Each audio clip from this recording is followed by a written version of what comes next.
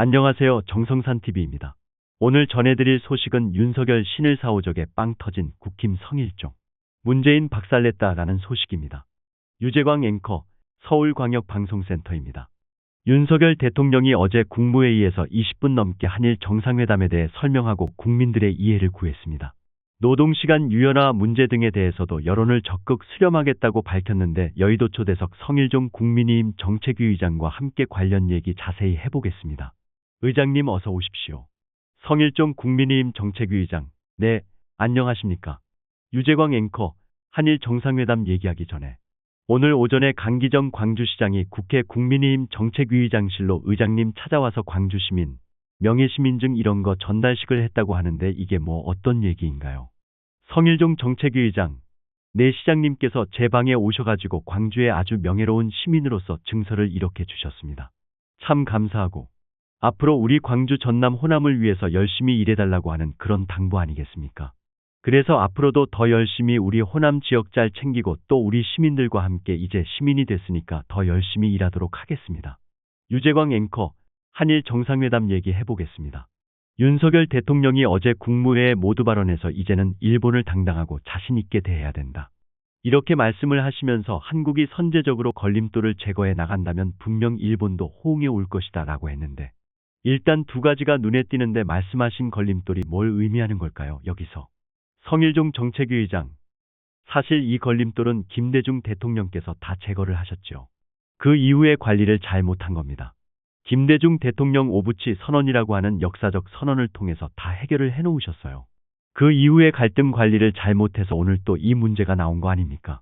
그래서 이제 징용공 문제를 비롯해서 여러 가지 한일 간에 첨예한 문제가 있는데 그래서 그 방금 말씀 주신 이 걸림돌이 뭐냐 그랬는데 역사적인 감정이라든가 우리가 먼저 이제 이니셔티브 주도권을 쥘 필요가 있다. 유재광 앵커, 이게 한일 정상회담에서 기시다 총리가 윤석열 대통령한테 위안부 합의 2015년 위안부 합의의 착실한 이행 뭐 이런 것도 요구를 했다고 하는데 성일종 정책위 의장, 우선 정상 간에 말씀 나눈 것은 외부로 알려지는 게 아니잖아요.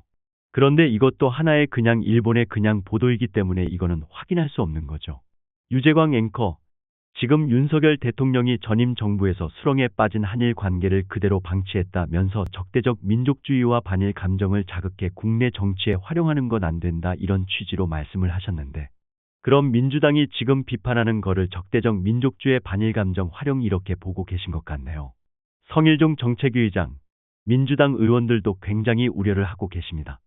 지금 민주당의 행태에 대해서 이러한 것들이 지금 다 정리된 역사인데 또 미래로 가는데 그 고속도로를 놓은 거 아니겠어요? 양 정상이. 그래서 김대중 정부 당시에 어떤 일이 있었냐면은 DJ 대통령께서 일본항을 천황이라고 부르라고 그랬어요.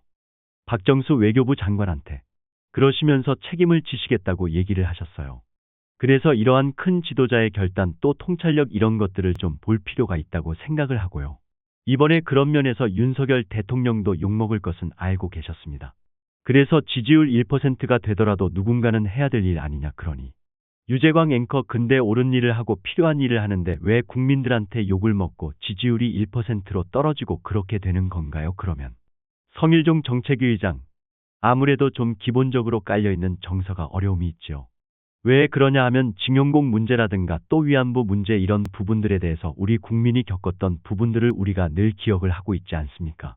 유재광 앵커, 민주당이 대1군료괴교대책위원회 이런 걸 만들었는데 거기 위원장이 김상희 의원인데 김상희 의원이 KBS 라디오 인터뷰에서 무슨 크게 호구 잡히셨냐 이렇게 원색적으로까지 비난을 하셨는데 그거는 어떻게 봐야 될까요? 성일종 정책위 의장, 강제징용 문제는 대일 청구권 1963년도에 협상할 때 이미 거기 다 있죠. 65년.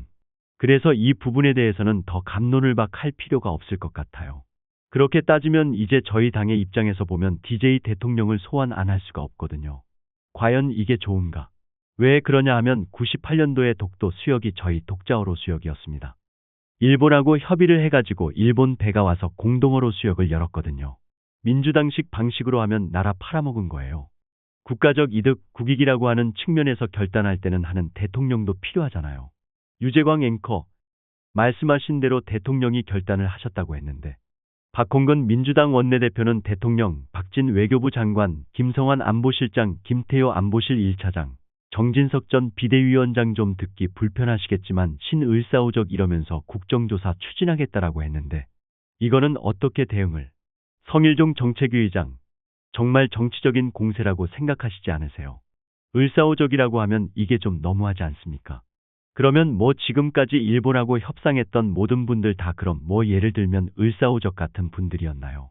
그래서 정치적으로 공격하시는 거는 좋은데 해도 좀 과하게 안 하셨으면 좋겠다. 품격 있게 하셨으면 좋겠다고 생각을 합니다. 유재광 앵커 국정조사를 진짜 발의를 해서 하겠다고 하면 그때는 어떻게? 성일종 정책위 의장 국정조사감이 아니잖아요.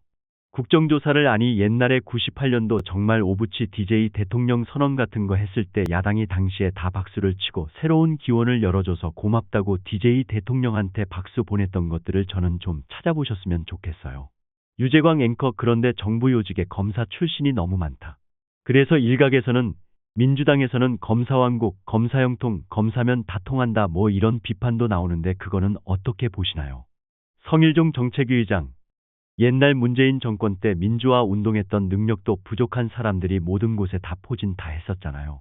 그런데 지금 검사왕국이라고 얘기를 하는데 사실 찾아보면 있어야 할 곳에 있고 적절히 있다고 생각을 해요. 금감원장 같은 경우는 원래 금융 전문가예요. 금융 전문가인데 거기 빼놓으면 검사가 어디가 그렇게 많냐.